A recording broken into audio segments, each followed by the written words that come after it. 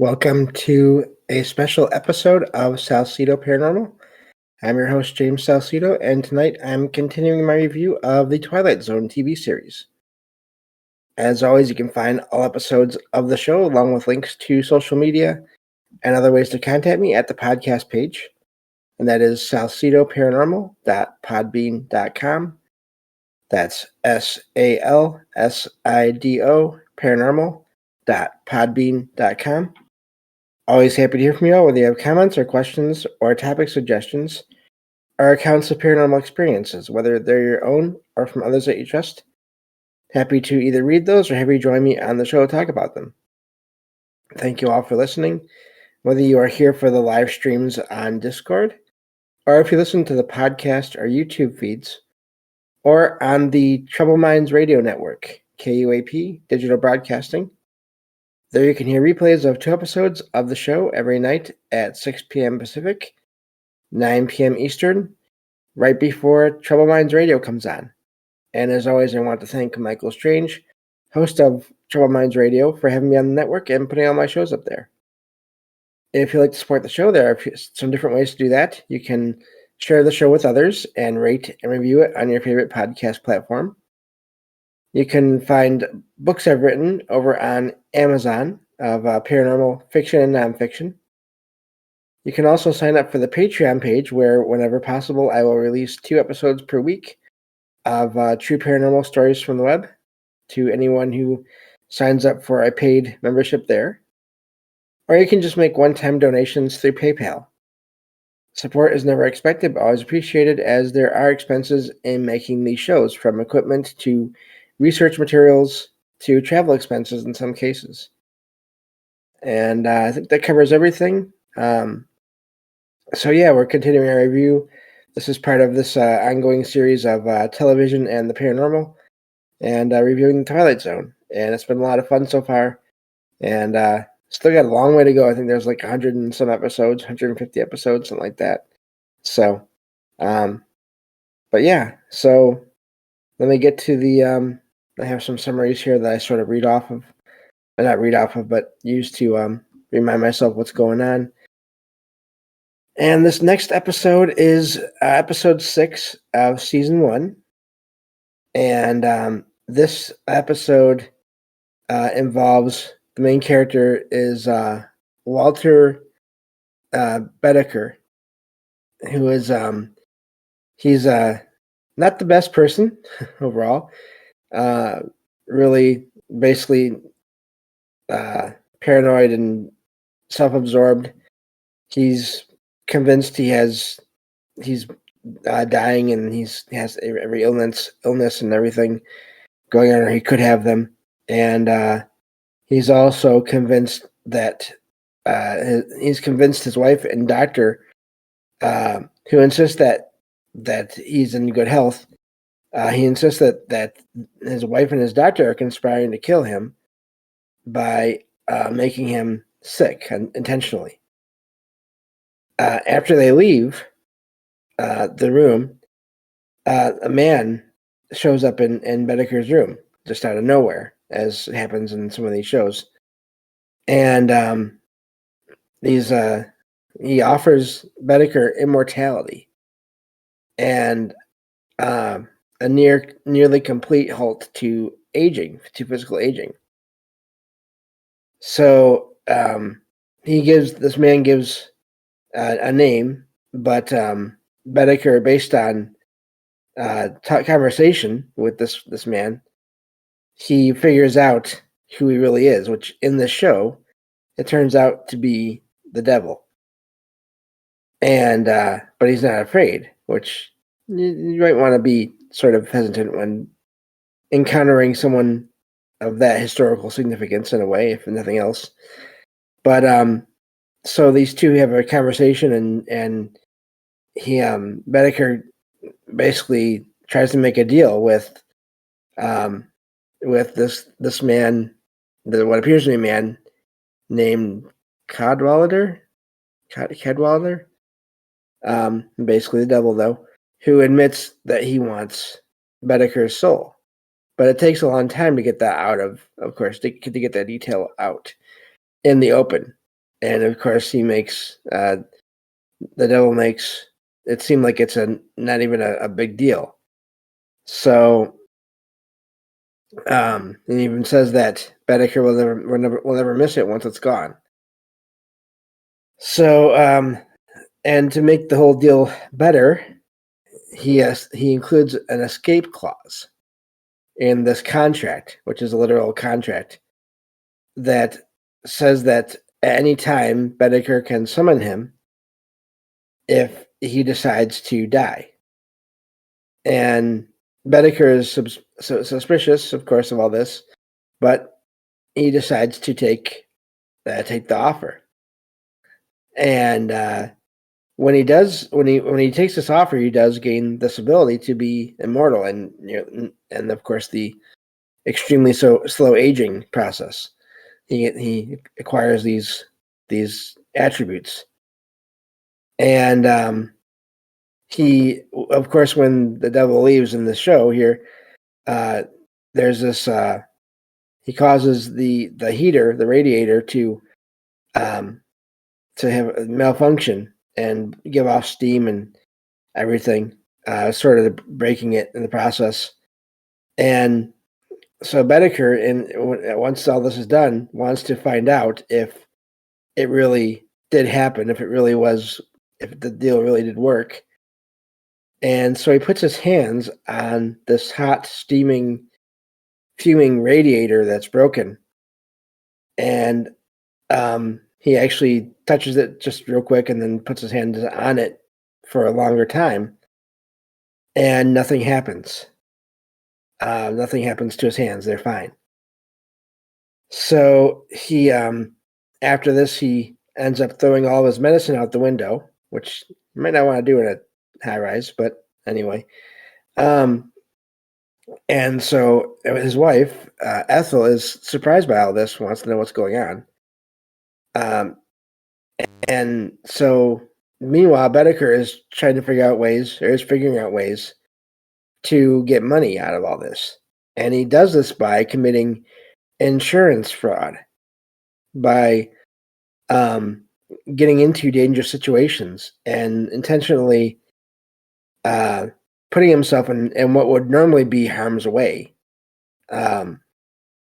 including basically causing or getting himself into life-threatening accidents, one of them including, if I remember right, stepping in front of a train and having it run him over, which doesn't kill him because he has this new ability now.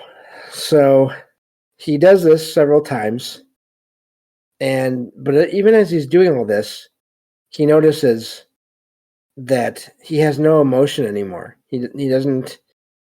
He thought that it would be sort of fun and amazing and exciting in a way to be immortal, to not have any problems basically with that. And so after doing all this, he realizes that because there's no risk or fear involved, it's actually boring now. His life is boring. So he does other things to try to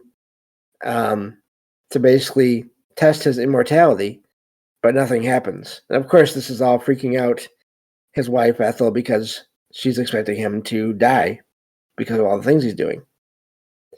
And at one point in the show, he decides to jump from the top of a building and see if that will cause any excitement at all. He's not really worried about it hurting himself.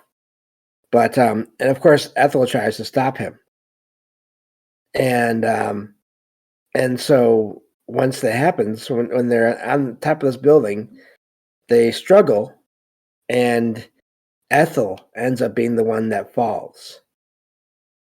And then ends up, of course, dying because she doesn't have Bedecker's new ability. So Bedecker calls the police and confesses to murdering his own wife. And he's arrested and brought to trial. And he actually wants to be convicted just so that he can experience the electric chair because he is immortal.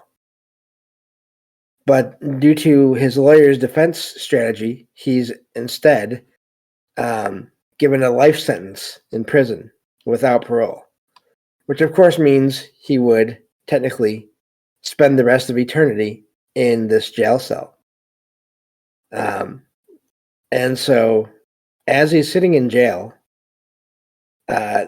he's trying to figure out what to do, and he's really doesn't know what to do. He's going slightly mad as he's realizing that he's going to be in a jail cell for eternity.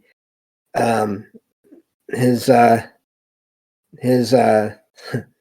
benefactor, it would seem, at least it was in his mind anyway to begin with, the devil in this TV series appears and reminds him of the escape clause. And Bedecker decides to use it. And of course, after that, the devil gives him a heart attack that kills him. And of course, the show ends with the devil just laughing and then fading away. So, and it's really just, it's well done, as all these episodes usually are so far that I've seen. And but how often have we all heard of folklore and stories, even people who have supposedly done this, who have supposedly had encounters with either the devil or other similar entities that have offered things, not always immortality, but just other things, wealth and power and riches and everything, or just one ability, one sort of thing that they really wanted, and it didn't work out for them. And this is something, like I said, it's in folklore, and it's also, if you look into some more darker tales of the paranormal experiences people have had, you can find accounts similar to that as well. So again, it was a good episode, well done. And here you have again these people in these shows, these stories that are basically ordinary people encountering what could be seen as sort of foundational entities or aspects of reality, as in trickster, as in, again, in the previous episode, fate. You have this happening. It seems to be a fairly common idea or theme in this TV series, which is really amazing. I'm looking forward to seeing what other sort of aspects of reality show up in the form of a person in this TV series as I go forward here, because I still have a long way to go before I finish watching all the episodes. So yeah, that's that first episode I wanted to review tonight. And again, it's sort of straightforward in a way, but it's just done really well. There's a lot. I mean, Bedecker does go through several incidents of trying to cause some kind of excitement, some kind of fear and take risks trying to figure out if he really is immortal or not. And then, of course, he does use the ability to make money for himself as well. 14 different cases of insurance fraud. So at one point in the show, it does have a scene where these different insurance lawyers come and go from his home, handing him checks for the claims and everything. So anyway, definitely recommend watching the show, all these episodes. And I think with that, I can move on to the next one here. So let me see here. Let me get this tab closed in my browser and go to the next episode. This is called The Lonely. This is episode 7 of season 1. And so this takes place out in space on an asteroid that is floating through space. This is more of one of the more sci-fi oriented episodes.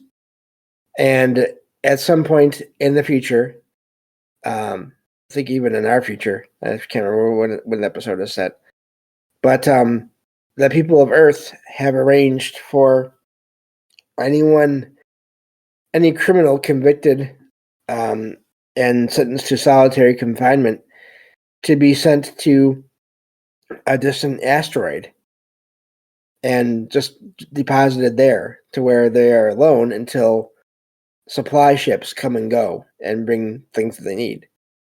And so 6 months into this whole thing, and it's actually 4 years, 6 months into it.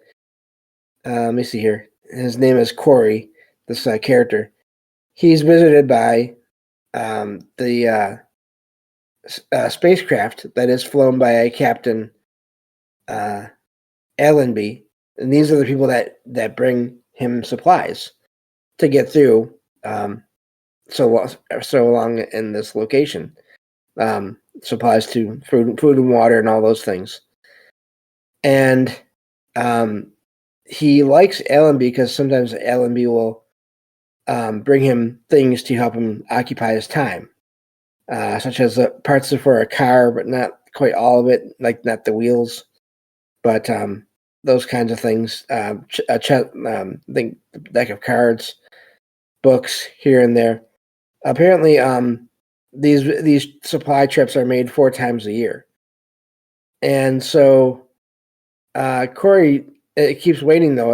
Every time when this ship arrives, he keeps waiting for news of parole, because, as he says in the show, he didn't actually murder anyone. It was self-defense.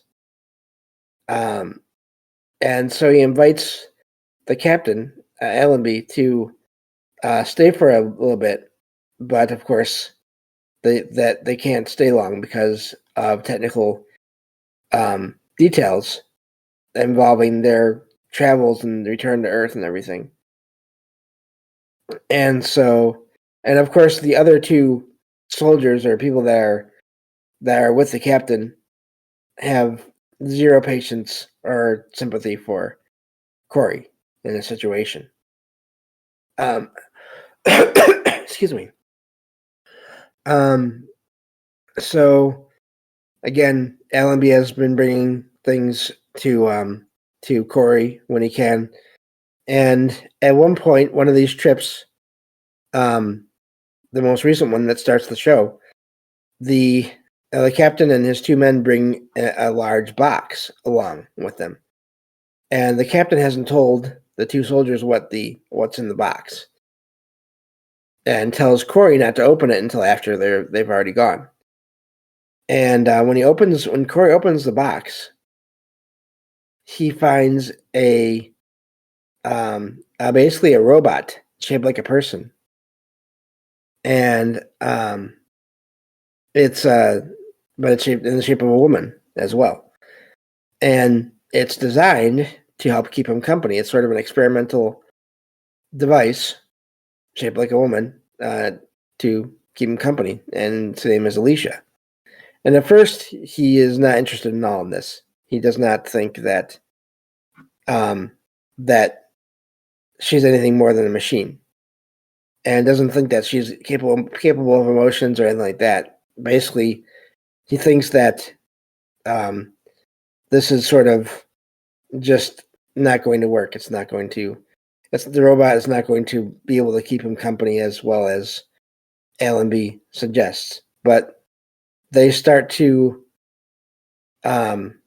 they start to talk and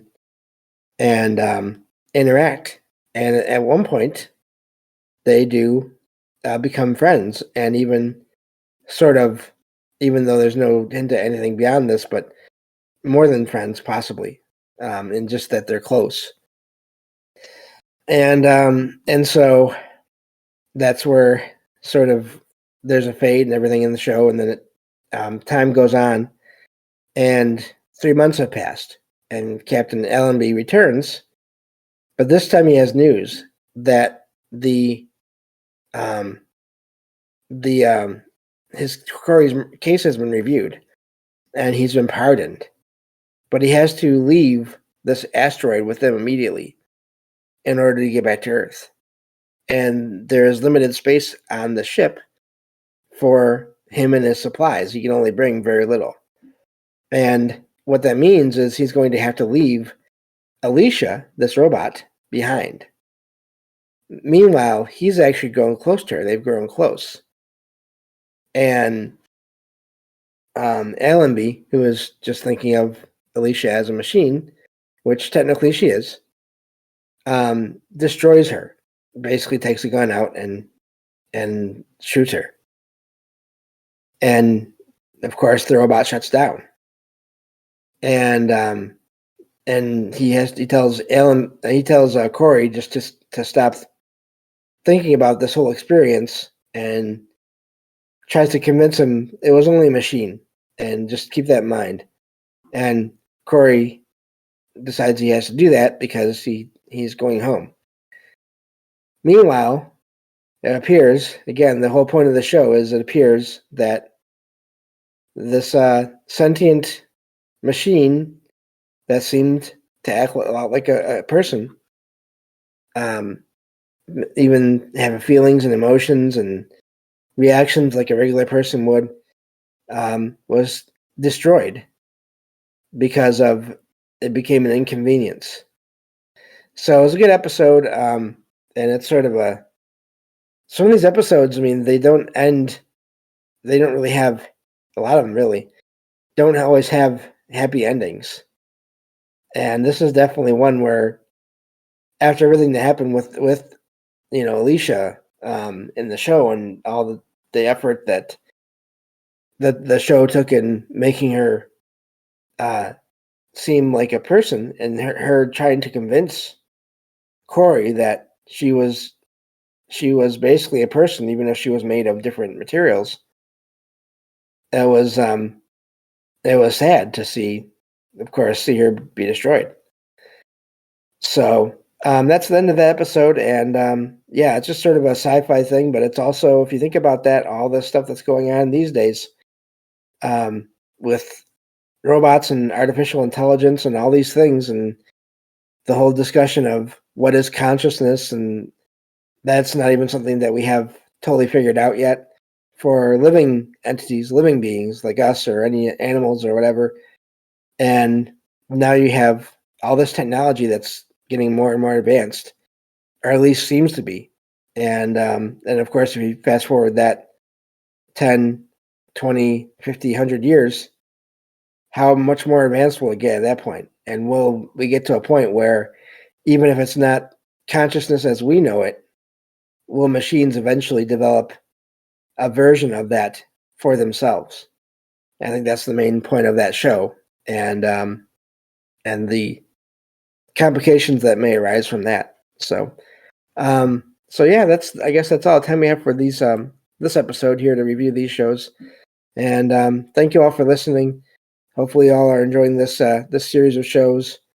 And like I said, it's going to be a long one. I will be reviewing at some point selected episodes from other shows like Star Trek, the Star Trek Next Generation TV series.